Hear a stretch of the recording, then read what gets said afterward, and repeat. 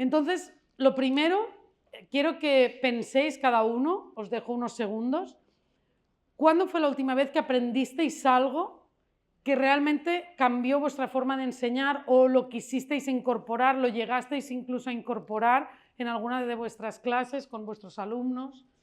¿Vale? Cada uno que piense.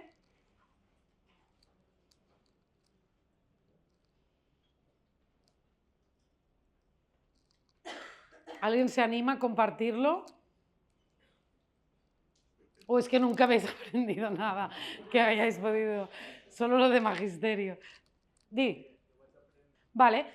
Él dice que cuando aprendió la manera de hacer el algoritmo de la división con el método ABN, es un método concreto, pero en realidad el ABN es lo que los algoritmos están basados en los números y que depende del número que me dan y de la operación que tengo que hacer, decidiré con criterio qué estrategia voy a utilizar para hacer esa operación que me piden. ¿Sí? O sea, ahora que ha dicho también la palabra método, aprovecho para hacer una reflexión conjunta.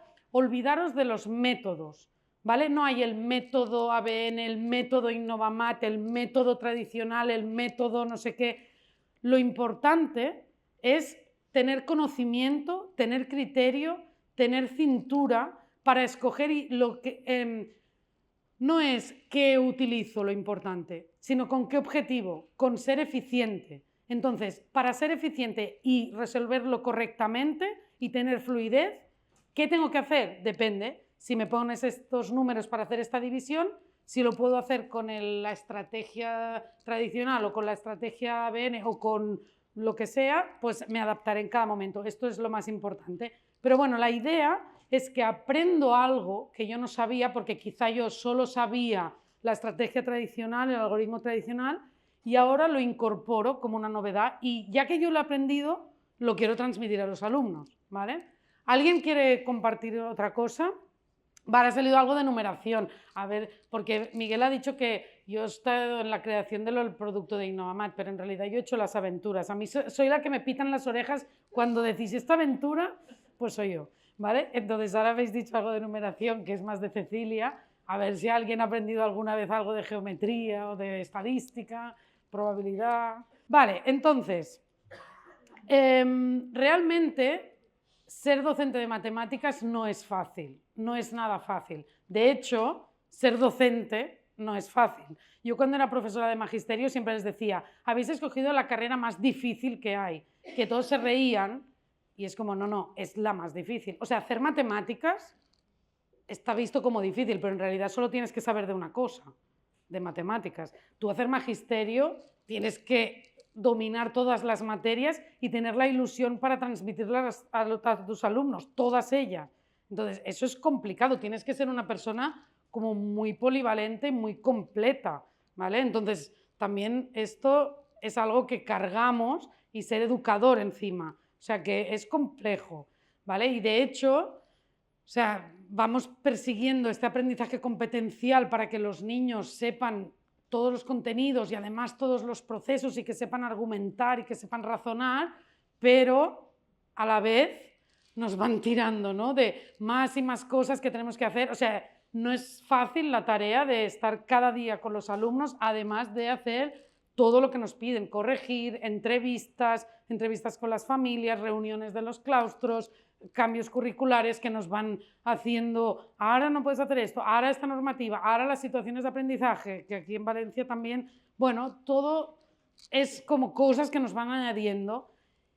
De hecho, ahora ha salido hace poco, ahora no sé qué día era, pero que ha salido noticia de que la profesión de educador, de maestro, profesor, está en crisis, pero internacional. O sea, se está tensando tanto la cuerda de tantas cosas que nos añaden para hacer y además es una profesión que es muy de voluntad, ¿no? Todos estamos aquí porque queremos lo mejor para los alumnos, si no ya no estás aquí, si lo que quieres es ganar pasta, no estás aquí, ¿vale? Y entonces es como, al final Innovamat pretende ser también un poco comunidad de, bueno, ponemos juntos todas las actividades ricas de todos los temas y aquí ya las tenemos, no hace falta que cada uno de vosotros os leáis todas las webs que ya me he leído yo, Cecilia, el otro, ¿no?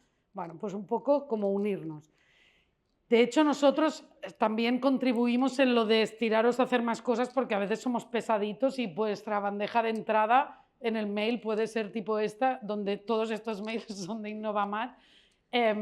Estamos trabajando en ello con los del equipo de comunicación, de no ser tan pesados, de confluir informaciones y todo, pero realmente es porque todo lo que os queremos decir es importante. A veces son novedades de, hey, os quejasteis, porque nos leemos todos los comentarios que hacéis cuando votáis las sesiones, y alguien dijo que aquí era mejor si hacemos no sé qué, pues lo hemos incorporado y os lo queremos decir, y al final también a veces sobrecomunicamos. Pero en general tenéis que estar muy agradecidos, aquí las chicas de oro, de todo lo que hacéis realmente, y es un poco daros también las gracias y ánimos para continuar. Ahora os voy a poner un texto, si en didáctica de las matemáticas vamos a leer texto, y tendréis algunas palabras tapadas, ¿vale? Y lo que quiero es que cada uno en silencio se lo lea. Si no veis, lo leo yo en voz alta, y que penséis qué creéis que va en los huecos, ¿vale? Dice, al visitar un centro educativo recientemente, 3 estudiantes fueron descubiertos escondidos debajo del escritorio, y el expediente demostró lo que se sospechaba desde un principio, que siempre que se introduce un elemento de mejora, la tendencia es exagerarlo, incluso destruirlo, y los padres deben tener mucho cuidado de que los niños no demasiado. ¿Vale? Venga, ¿alguien se anima a decir qué cree que puede haber en los huecos? ¿O de qué? No la palabra concreta, sino de qué creéis que va este texto, de qué puede ir este texto. ¿Qué es lo que han descubierto que los niños tenían escondido debajo del cajón y que dice que los padres tendrían que estar ahí? ¿Un móvil? ¿Podría ser de los móviles? ¿O la tablet? ¿Qué más? Móvil, tablet, ordenador, es como algún dispositivo electrónico, aunque sea un reloj inteligente, da igual. ¿Sí?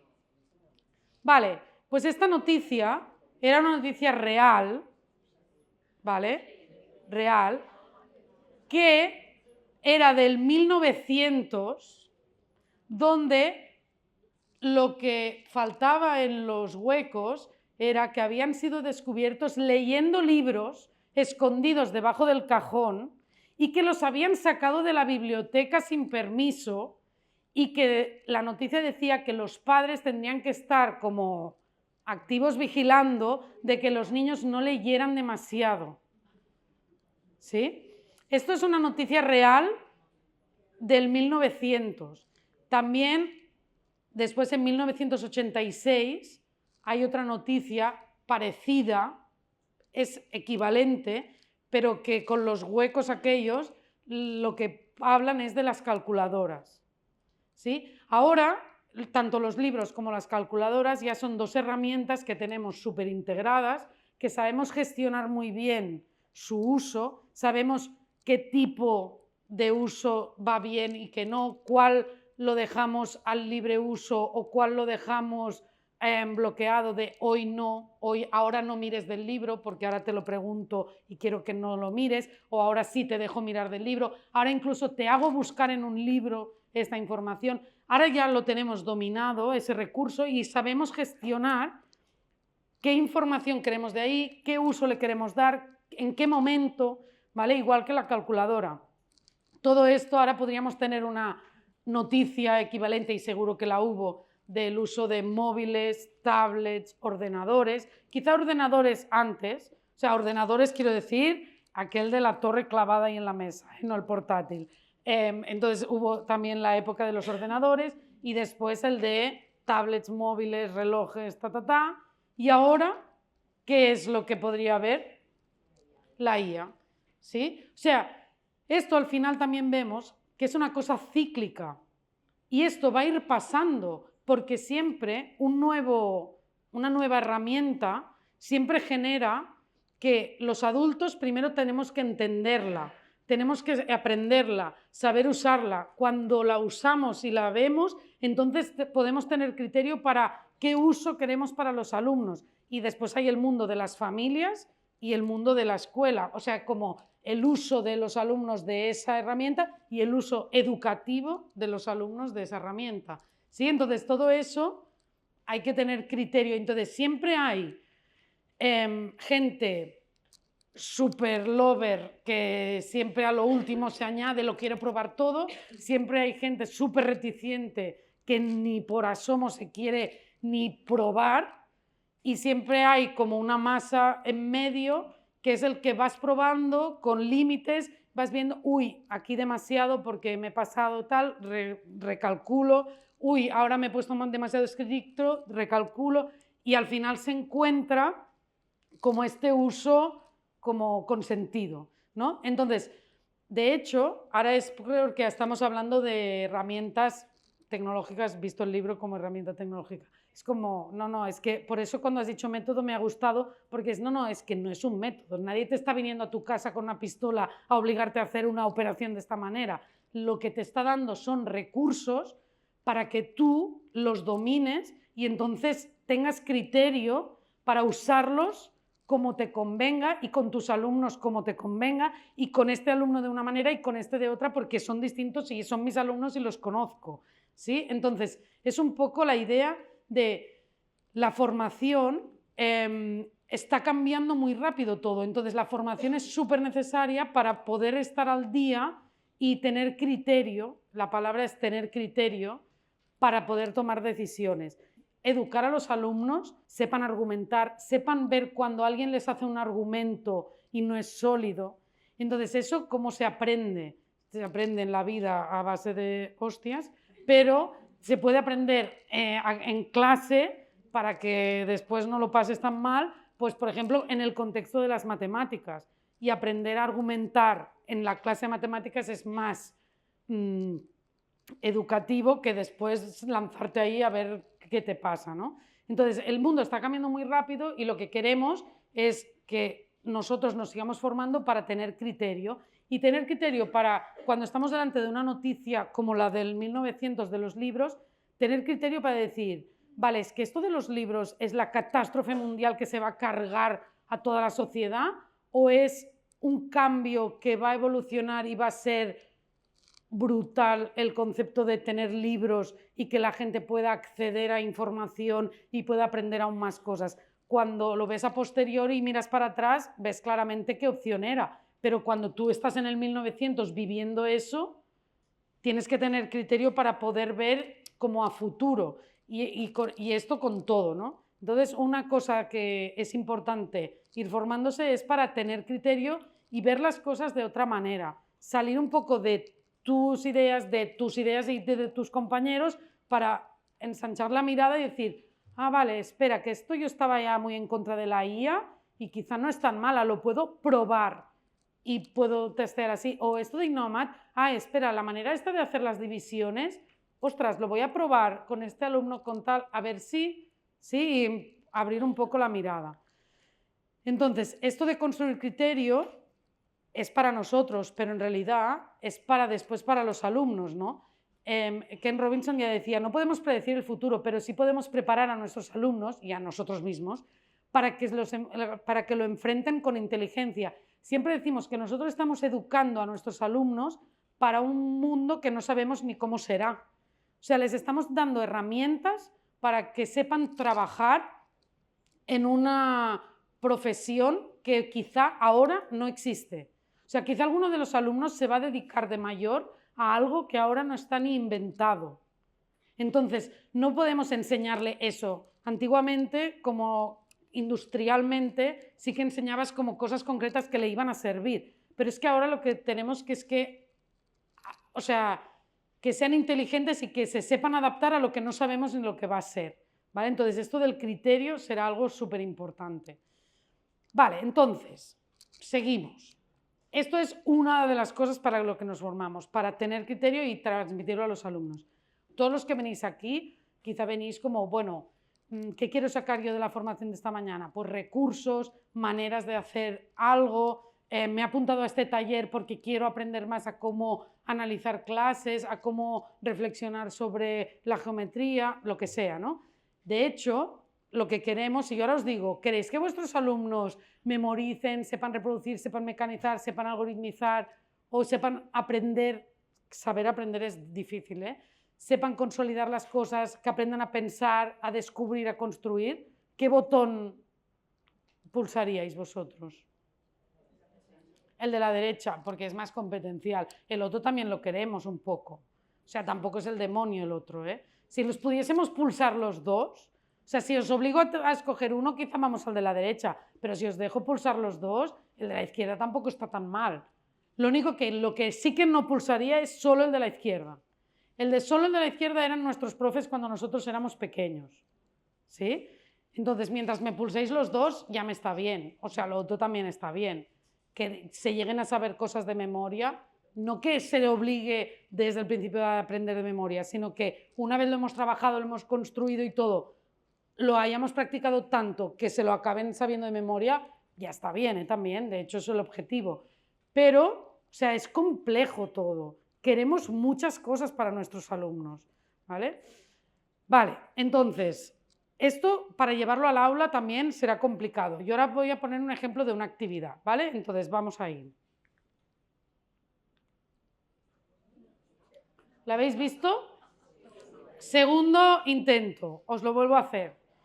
Lo que quiero es que me digáis cuántos elementos hay, ¿eh? ¿Cuántos? 30, 20, muchos. Más de uno. Vale, aquí pasan cosas interesantes. Por ejemplo, el muchos. El muchos, si ahora os pusiera una imagen con 1.000.000 de puntos, entonces me diríais que aquí hay pocos, ¿vale? Entonces, tenemos el cuantificador este comparativo que en una tarea así no te sirve mucho porque siempre es relativo a algo. El muchos, pocos, alto, bajo, pesado, ligero, todo esto siempre es respecto a qué. Ayer fuimos a cenar y en el bar se pidieron unas cervezas y dice, ¿una doble o una pinta? Y yo digo, ¿una doble de qué? O sea, doble de algo. No, si no me dices la referencia, no te sé decir el doble. Bueno, pues esto en muchos no nos va bien para decir. Después, ahora ha habido aquí un muy conservador, pero que sabía que su respuesta era correcta. Más de uno. Correcta. Pero muy lejos, bueno, muy también, pero lejos de la realidad, pero era correcta. Los que se han arriesgado a decir un número, seguramente lo tienen mal y él lo tiene bien. Pero seguramente se han acercado más. El que ha dicho 20, el que ha dicho 30. En realidad lo que están haciendo el de 20, 30 es una estimación, ¿vale? Es tener sentido numérico de la medida del conteo, de la cantidad, ¿vale? Y aquí habéis hecho una buena estimación. ¿Alguien le ha dado tiempo de contar en concreto cuántos había? No, porque lo he cambiado muy rápido. Y la distribución no os ha ayudado. No había geometría, o sea, era un problema de numeración, os estaba haciendo contar y no os he podido dar ninguna conexión que os ayudara. Si yo ahora, en lugar de ponerlos así, os los pongo así, ¿cuántos había? ¿Sí? 25. Y nos ha dado igual. Os he dado aún menos tiempo, ¿eh? Pero ¿qué pasa? Que habéis hecho una conexión con geometría y os ha ayudado, porque habéis visto 5 paquetes de 5 y ahí ya no tenéis que contar, ¿sí? Y habéis hecho pues 5 más 5 más 5 lo que sea o 5 por 5, ¿vale? Por tanto, hay 25, eran los mismos que aquí también había 25, simplemente estaban distribuidos de otra forma, ¿vale? Aquí es una buena conexión, pero lo importante también es de decir, vale, y ahora este 25, vale, hay 25 puntos. Por ejemplo, si ahora os podría preguntar para estirar más, decirme propiedades del número 25. ¿Qué le pasa al 25? Decirme cosas que cumple el 25. Es impar, por ejemplo. ¿Qué quiere decir que sea impar?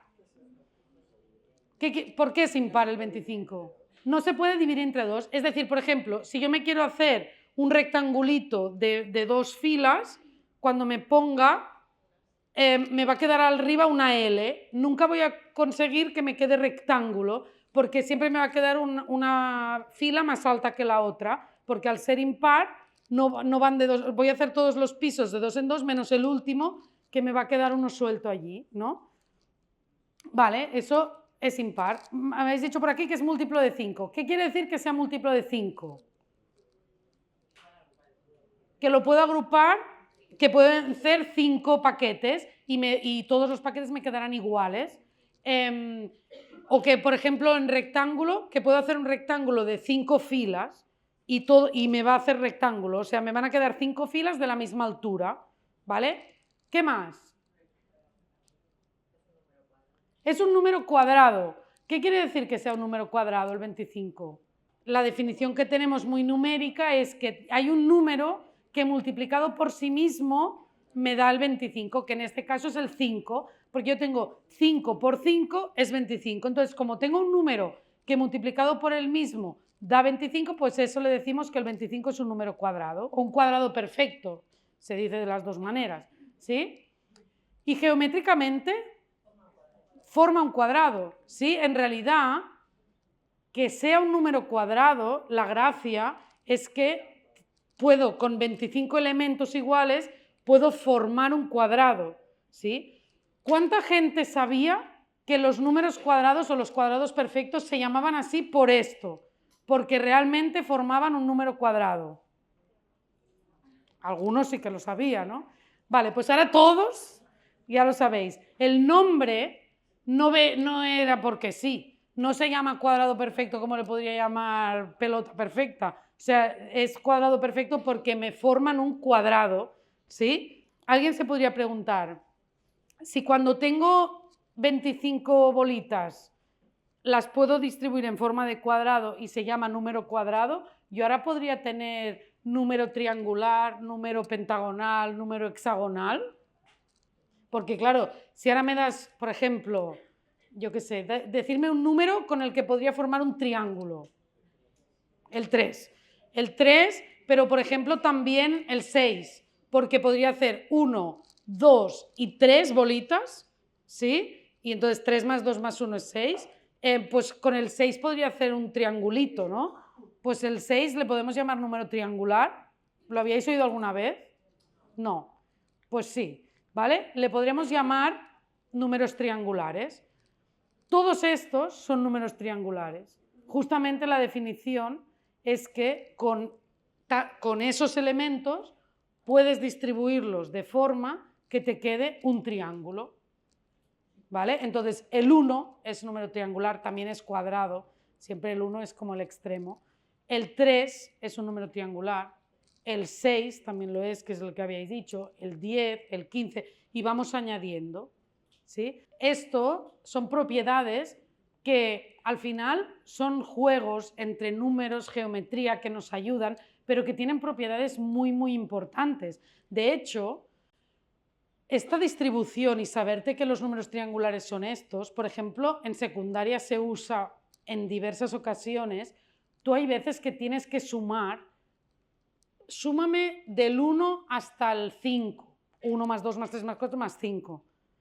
Esto es complicado. Para un alumno de primaria lo que hará es ir haciendo la suma, ir añadiendo. En realidad lo que sabes es que 1 más 2 más 3 más 4 más 5 será igual al número triangular al 15, al que tiene 5 pisos, porque es 1 más 2 más 3 más 4 más 5, pues tienes las 15 bolitas, ¿sí?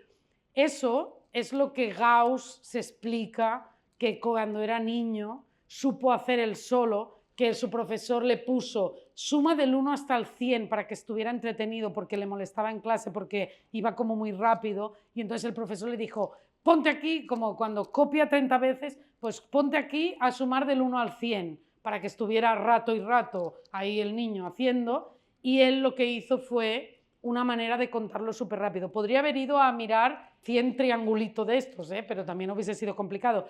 Pero él hizo lo de junto el 1 con el 99, bueno, hizo de 1 a 99, que es más fácil de ver.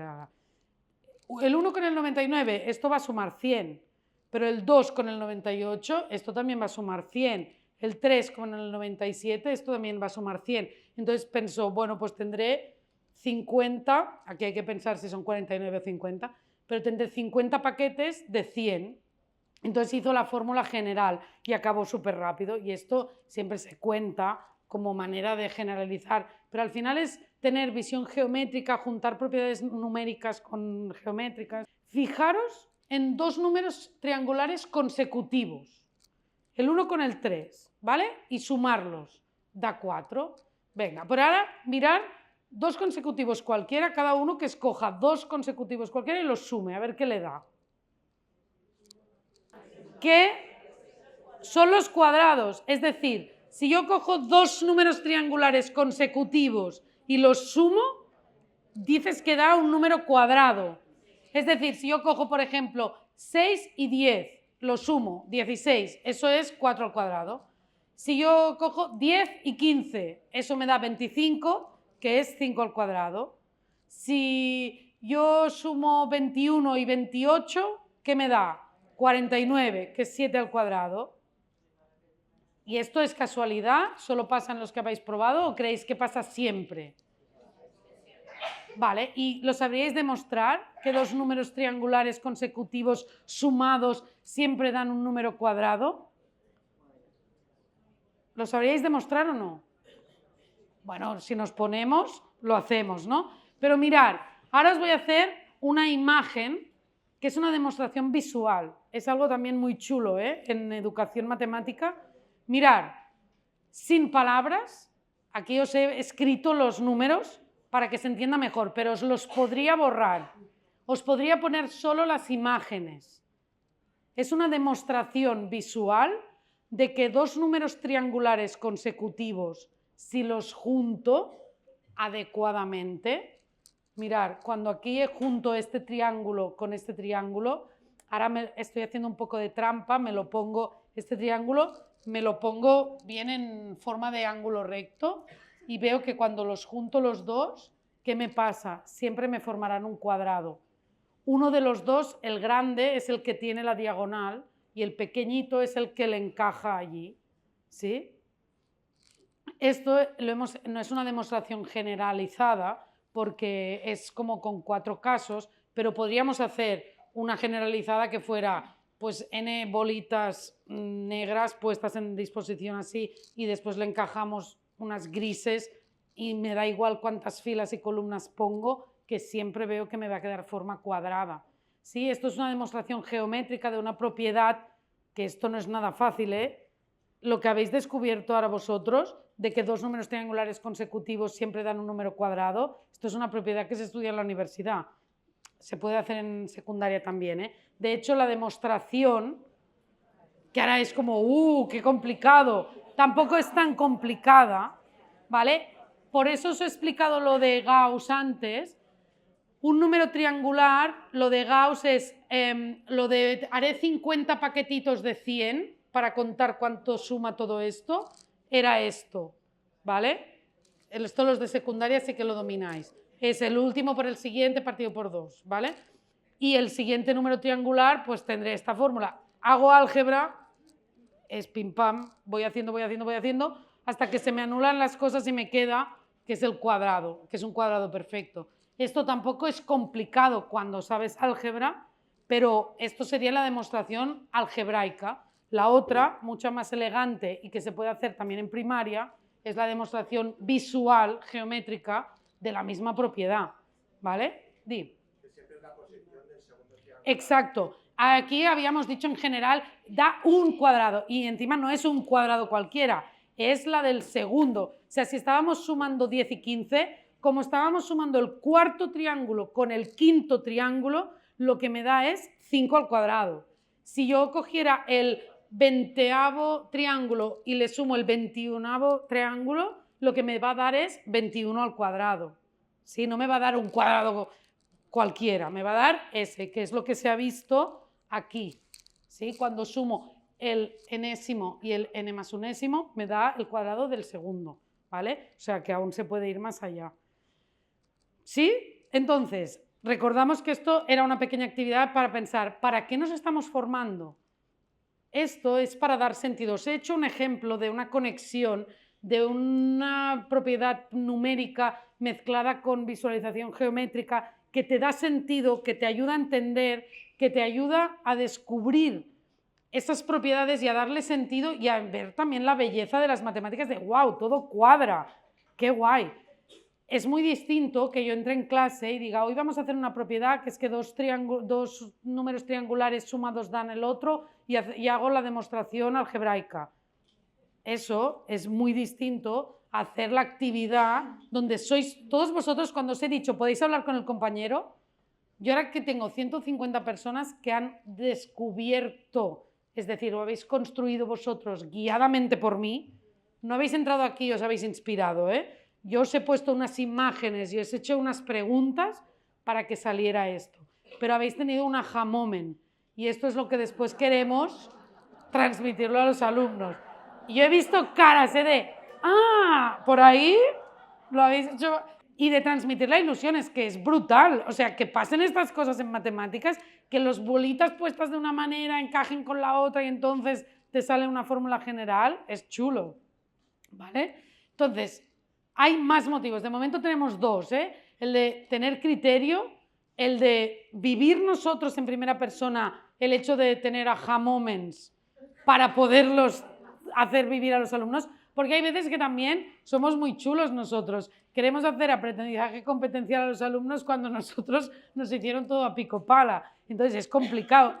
Nadie nunca se imaginaría, yo por ejemplo, imaginaros, yo qué sé, voy a decir un deporte rarísimo, yo qué sé, ahora quizá alguien juega aquí a fútbol americano. ¿Alguien juega a fútbol americano? No, perfecto. ¿Alguien se apuntaría mañana a ser entrenador de fútbol americano? No. Si no sé yo fútbol americano, ¿cómo me voy a hacer entrenadora?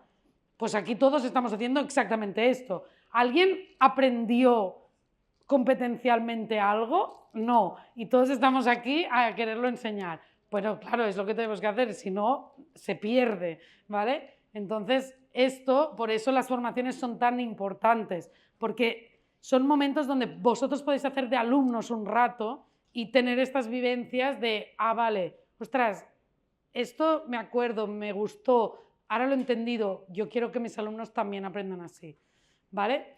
Otra actividad, ¿os sabéis la tabla del 17? ¿No? ¿No os aprendéis las tablas vosotros? Vale, esto de las tablas de multiplicar es una construcción de las escuelas, ¿vale? La multiplicación es una cosa, las tablas de multiplicar es algo que nos hemos inventado, que es que para tener fluidez de hacer operaciones más grandes, nos queremos saber fluidamente las multiplicaciones de números bajos, que consideramos que es hasta el 10 normalmente. Hay veces que hay alguien que alarga hasta el 12, pero lo que queremos es tener fluidez del 0 al 10 y multiplicar cualquier número por cualquier número rápido, ¿sí? Pero, claro, si yo en una formación de maestros, que todos ya nos las sabemos, porque cada uno las aprendió como las aprendió, pero la mayoría nos las aprendimos porque un día una maestra o un maestro entró por la puerta con una fotocopia y nos dijo, para mañana os aprendéis esto. ¿Sí? La mayoría. Si alguien tuvo suerte y no se lo hicieron así, pues muy bien, pero la mayoría fuimos así. Entonces, como ya os la sabéis, si os pregunto la tabla del 7, no tiene gracia porque os la sabéis. ¿Cómo la aprendisteis? No lo sé, pero como ahora os la sabéis, ya no lo puedo usar.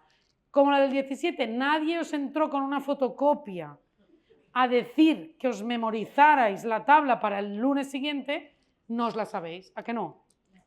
Pues yo ahora voy a hacer un ejemplo de cómo nos la vamos a aprender. Y ahora cuidado, ¿cómo nos la vamos a memorizar? ¿Cómo nos la vamos a aprender? ¿Cómo la vamos a deducir? ¿Cómo la vamos a entender? Son todo de preguntas que son, lo vamos a hacer todo, pero es muy tricky como cuál escojo, ¿vale? Lo que voy a hacer es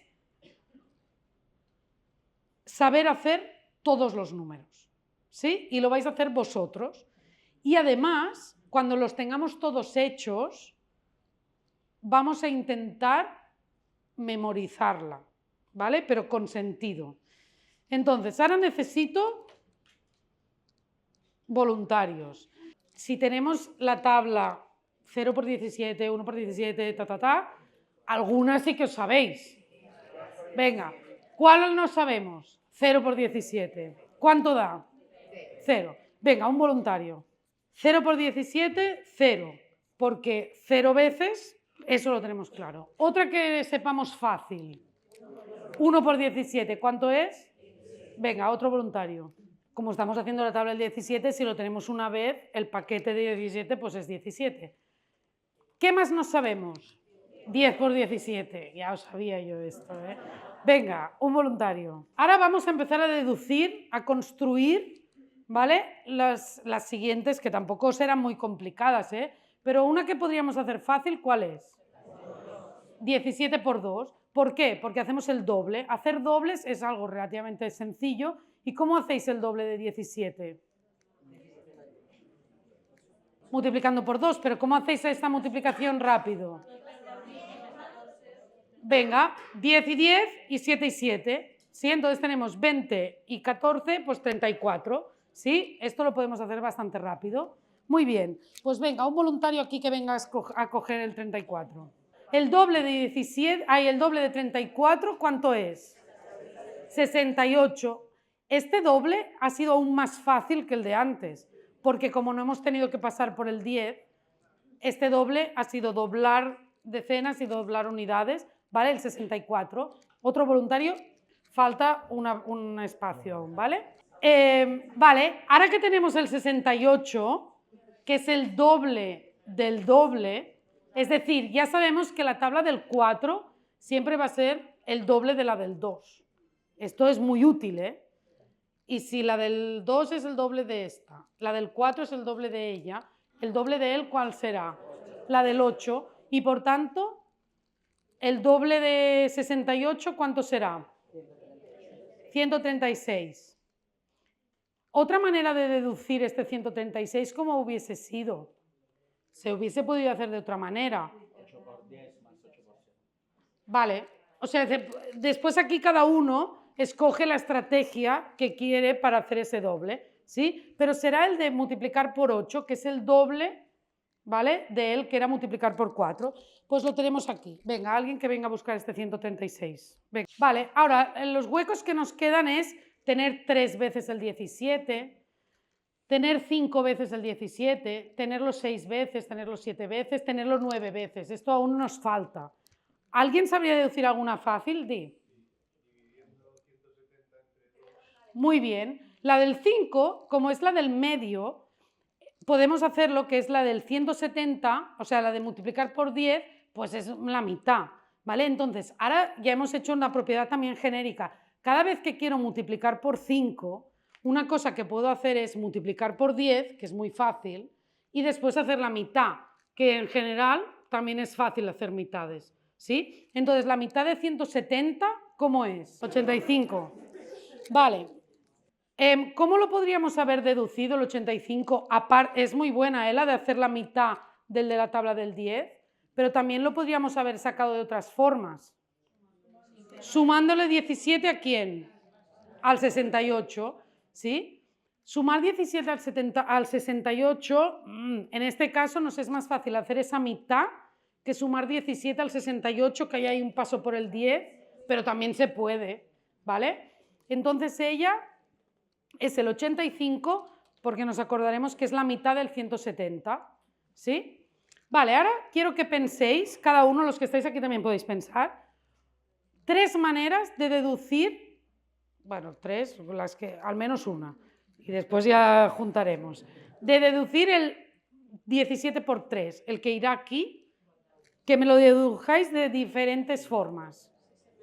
No que me digáis la solución, que penséis de dónde sacáis esta solución. Vale, sumarle 17 a ella, que es el 34, porque ella era el doble de 17.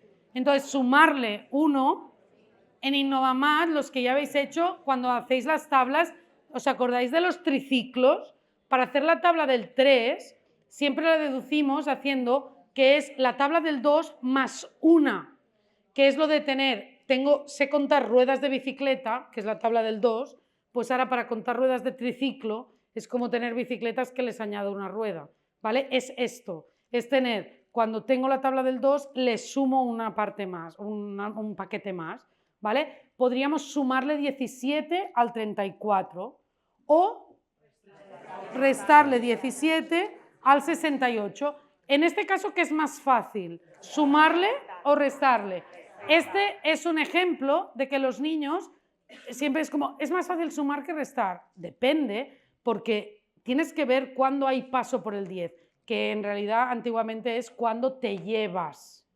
El te llevas es que pasas por el 10, ¿sí? Aquí, como no tienes que pasar porque le puedes sacar 7 y le puedes sacar 10 fácilmente, en este caso nos interesa mucho más recordarnos que le restamos 17 al 68, que entonces es 51. Tú eras el 17 por 3, porque te acuerdas que es restarle 17 al 68, ¿sí? Entonces, ahora que tenemos el por 3, ¿cómo podemos deducir el por 6, por ejemplo? Haciendo el doble del 3, es decir, la tabla del 6 es el doble de la del 3. Otra manera de deducir el 17 por 6, ¿cómo sería? Sumarle 17 a ella. ¿Qué nos interesa más? ¿Sumarle 17 al 85 o hacer el triple de 51? Perdón, el doble de 51. El doble de 51. 51 es súper fácil hacer el doble. 102, ¿no? Pues venga, 102. Ahora nos queda el de 7 y el de 9. Quiero que penséis, y cada uno con su compañero, maneras de encontrar el del 9. Venga, tenemos el del 8, tenemos el del 10, solo nos faltan estos dos. Formas, teniendo estas, le falta el del medio, sumarle 17 a ella, restarle 17 a ella, es la del 9, ¿eh? Otra forma distinta, Por 3. 3 veces la del 3. El 51, si hago el triple, ¿vale? También me da la del 9, ¿sí? Entonces, 51 por 3, en este caso también es fácil de hacer. ¿Cuánto da? 153. Pues venga, que venga alguien a buscar aquí el 153. Y ahora solo nos queda el del 7, ¿vale? El 7, claro, como es un número primo, no puedes venir de hacer el doble ni el triple de nadie. Y entonces el 7, ¿cómo lo podemos hacer? Sumarle 17 a él o restarle 17 a ella. ¿Qué le va bien? Sumarle, porque de un 102, sumarle 17 es muy fácil. 119, venga. Vamos a hacer un repaso. ¿Era qué tabla? La del 17, por tanto aquí tenemos 17. Y si lo queremos 0 veces, 0. Pero si lo queremos 10 veces, ¿cuánto? Vale, ¿y si hacemos la mitad de 170? 85. ¿Quién era el 5? Ella, que está en medio. No estáis en medio. A ver, poneros un poco más para allá, ¿vale? Venga, aquí más o menos en medio. ¿Sí? Entonces tenemos 17, 170, el 85, que será 17 por 5, ¿vale? Después, el doble de 17, ¿cuánto era? 34, ¿sí? Y el doble de 34, 68. Y el doble de 68, 136, ¿sí? Que estaba, yo ya me he perdido aquí. Aquí. Sí, aquí hemos deducido la del 2, la del 4, la del 8, ¿sí? Después también tenemos la del 3. La del 3, ¿cómo la sabíamos? Porque restábamos 17 al 68, que era más fácil que haberle sumado, ¿sí? Entonces, teníamos 68 menos 17, que da 51. El doble de 51, 102. Por tanto, el del 6 es 102. Y el triple de 51, 153. Por tanto, la del 9 es 153. ¿Sí? Y entonces nos quedaba la del 7, que ¿dónde la sacábamos la del 7? De sumarle 17 a la del 6, que era sencilla porque era un 102. ¿Sí? ¿Nos acordamos? ¿Sí o no? Vamos a recitarla, ¿vale? Venga, 17 por 0, 17 por 1, 17 por 2, 17 por 3, 17 por 4, 17 por 5, 17 por 6, 17 por 7, 17 por 8, 17 por 9, 17 por 10. ¿Pero qué tabla estamos haciendo? Pues no hace falta que lo esté aguantando. Ya nos lo sabemos. ¿Y 17 por 0 cuánto es? Pues fuera. ¿Y 17 por 10? Tampoco. ¿Vale? Ahora lo vamos a decir. Ya no os digo yo el enunciado, ¿eh? Yo las señalo y vais diciendo. 0. 17, 34, 51, 68, 75, 102, 129, 136, 143. ¿Y cuál era el doble de 17? Pues ya lo sabéis, ¿no? Vale. Pues venga. 0, 34.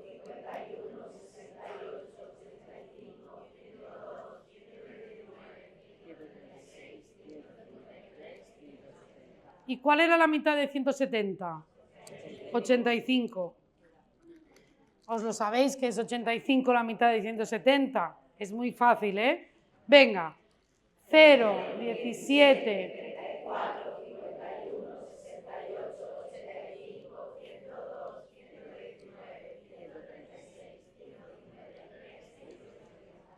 ¿Cuál era la mitad de 170?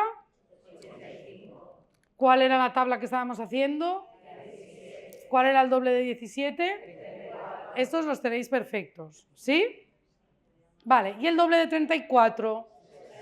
68. Vale, ¿el doble de 34? ¿Y la mitad de 170? Venga. 0.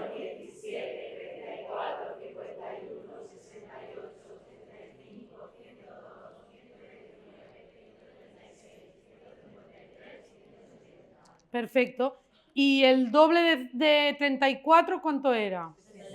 ¿Y el doble de 68? 136. Este os está costando, ¿eh? Pero lo vamos a sacar. Porque es el doble de 68, ¿sí? 136. Tú ayuda, ¿eh? Tú sí que te lo sabes, que es el tuyo. ¿Vale? Venga.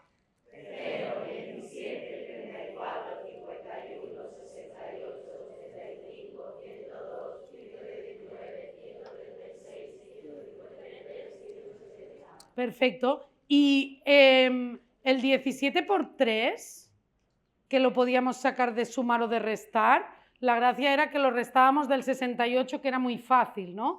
¿Y qué nos daba? 51 será muy clave, ¿sí? Porque teniendo el 51, de ahí también deduciremos muchas cosas, pero entonces ya el 51 ya nos lo sabemos, ¿sí? ¿Y la mitad de 170 cuánto era? ¿Y el doble de 68? Perfecto, pues venga, 0.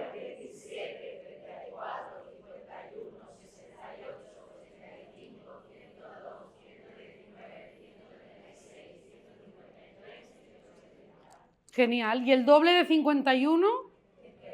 102, que era el de la tabla del 6, o sea, el de 17 por 6, ¿sí? ¿Os recordáis que veníamos del 3 al del 6? 102. Muy bien, venga. 0, 17.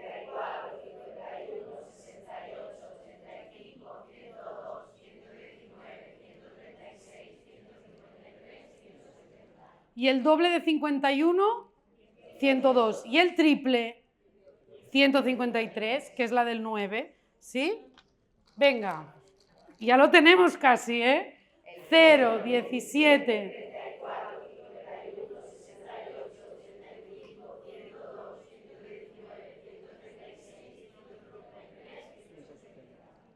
Y el único que nos queda, ¿no?, es la del 7, que de hecho ha sido la última que hemos deducido también, porque era la que no venía de hacer múltiplos ni mitades de nada, y que la hemos sacado de sumarle 17 al anterior, porque como era un 102, era fácil de sumarle 17 y entonces sí era 119, ¿sí? ¿Y la mitad de 170 cuánto es? ¿Y el triple de 51? 153. ¿Y el doble de 34? ¿Y el doble de 68? ¿vale? Y entonces, ¿cuánto era la de 17 por 7? Porque venía de sumarle 17 al 102, sí, que era el doble de 51. Ahora todos, ¿eh? 0.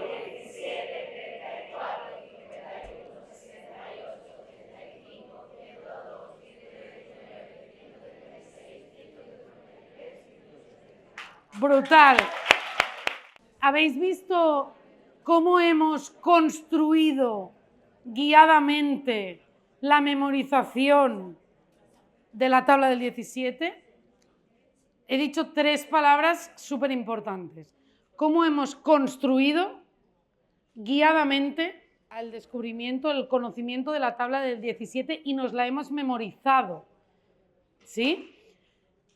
Esto es muy diferente de entrar con una fotocopia, porque si yo entro con la fotocopia, lo que pierdo es toda la primera parte. Ha habido 2 partes. En una parte las hemos construido, las habéis descubierto, pero yo no he dicho, venga, descubrir la tabla del 17. Yo he ido guiando unas preguntas concretas para hacer la deducción conjunta de la tabla del 17. ¿Cada uno de vosotros ha descubierto absolutamente todos los resultados? No. Quizá hay uno que estaba despistado y lo ha dicho antes un compañero, entonces yo ya no lo he descubierto porque como me he despistado y no estaba, pues lo ha dicho otro antes. Pero es igual, hemos hecho una construcción conjunta, guiada por un maestro, de toda la tabla del 17. Y cuando la teníamos toda, después hemos hecho otra dinámica que era hacer conexiones con lo que acabamos de construir para memorizarlo. Eso ha sido muy importante. La segunda parte no la hubieseis memorizado tan rápido si los números de aquí no hubiesen tenido sentido para vosotros. Si hubiésemos hecho la actividad solo la segunda parte, si yo os digo, venga, 11 voluntarios que cojan estos cartelitos y estos números son 11 números aleatorios y os los hago memorizar, que no tienen sentido ni relación entre ellos, os hubiese sido muy difícil memorizaros 11 números. Pero como esos 11 números estaban entrelazados entre ellos, tenían un sentido, era una construcción guiada de propiedades que había entre ellos, eso os ha servido para memorizar mucho más rápido. Y en una dinámica de 10 minutos nos hemos podido aprender la tabla del 17. ¿Sí? Esto no es para que ahora hagáis con los alumnos la del 17, pero hacer con los alumnos las de los números bajos, pero yo en formación de maestros hago la del 17 para poneros, por si lo hubiésemos hecho con la del 7, como ya os la sabíais, no tenía gracia, pero ¿entendéis? Y que cada uno la hemos deducido de muchas formas. Si ahora un día estáis y, ay, ¿cuánto era 7 por 5? Ese alumno tiene muchas maneras de deducir cuánto es 7 por 5.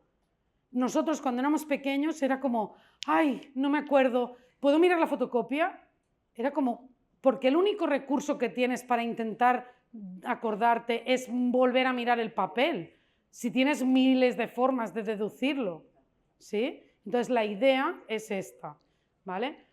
Otra cosa de para qué nos formamos, y esto se ha visto en los 2 ejemplos, es que, no sé si conocéis este gráfico, pero os he puesto la cita por si alguien después se quiere leer bien el paper.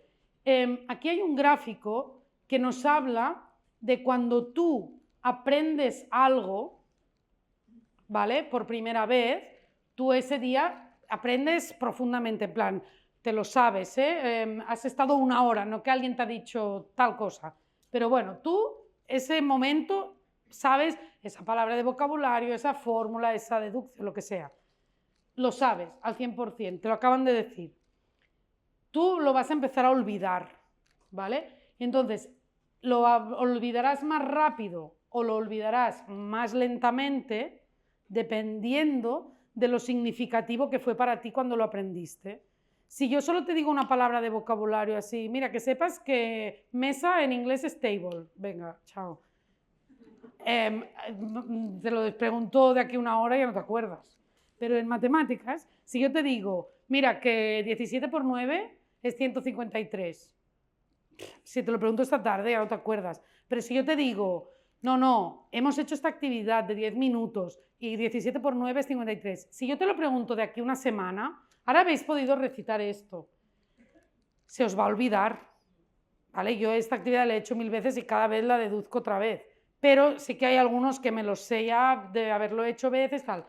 Pero contra más significativo sea el aprendizaje, más conexiones hayas hecho neuronales y de lo otro contenido que tú tienes, de lo que estabas aprendiendo, más lentamente se te va a olvidar, ¿vale? Y esto es súper importante mezclarlo con otro gráfico, que es otro estudio, que aquel era de si lo aprendo superficialmente se me olvida más rápido, si lo aprendo significativamente se me olvida más lento, era el otro. Y este lo que te dice es, como lo vas a olvidar, antes o después, lo importante es volver a repetir, la práctica iterada. Es decir, yo un día hago la tabla del 17, si ahora fuese súper importante que los maestros de Valencia se sepan la tabla del 17, como yo sé que os vais a olvidar, de aquí un mes quizá lo podríamos volver a repetir. Después, si esto ya lo he hecho 2 veces, quizá no hace falta en otro mes volverlo a hacer. Quizá ya puedo dejar, al cabo de 2 meses, la podemos volver a repetir. Después, al cabo de medio año, la volvemos a repetir. ¿Sí? Es decir, cuando explicamos algo en clase, no es lo explico y me olvido. Yo lo tengo que ir refrescando. Entonces, aquí, por ejemplo, las aventuras, mucha gente dice, es que es un picoteo, hago una vez. En realidad está pensado porque tú hagas un año, o sea, antes, por ejemplo, quizá hacías todas las propiedades de los polígonos y las áreas en tercero o en cuarto durante 3 semanas. Pero quizá llevaban años sin hacer eso y después pasarían años sin hacer eso. O no hacías probabilidad nunca, solo en sexto. O ni eso, pero bueno. ¿Sí? Entonces distribúyelo para que siempre lo tengan presente. Por eso en cada curso hacemos actividades de todos los bloques de contenidos para ir repitiendo y entonces cada vez lo puedes espaciar más. Si combinas los 2 gráficos, porque el aprendizaje cada vez también es significativo, es como que fusionas los 2 estudios y aún vas mejor. O sea, si siempre haces aprendizaje significativo, que así estas curvas van a ser menos verticales y encima vas repitiendo, pues así haces que se queden más con las cosas a largo plazo y las entiendan más significativamente. ¿Sí? Entonces, esto de hacer conexiones va a ser súper importante, que era como la tercera cosa de por qué formarnos. Y todas estas conexiones muchas veces nosotros no las hemos aprendido, porque a nosotros nos hacían tema 1, la suma, tema 2, la resta, tema 3, áreas de polígonos, tema 4, y era como todo con cajones disjuntos. Y la idea es interrelacionarlo todo, que se ha visto en todos los ejemplos. Vale, entonces, os invitamos a que la formación docente no la veáis como un deber de ahora tengo que ir allí, sino como una forma de cuidarnos, de estar al día, de entender las cosas, como una forma de conexión también entre vosotros, pero de conexión entre diferentes contenidos.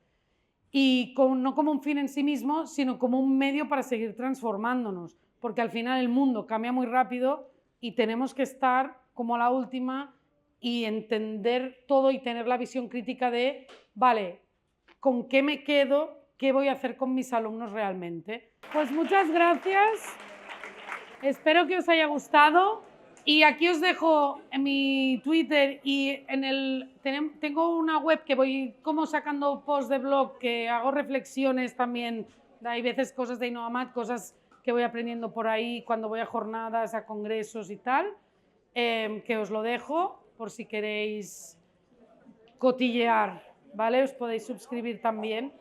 Y muchas gracias.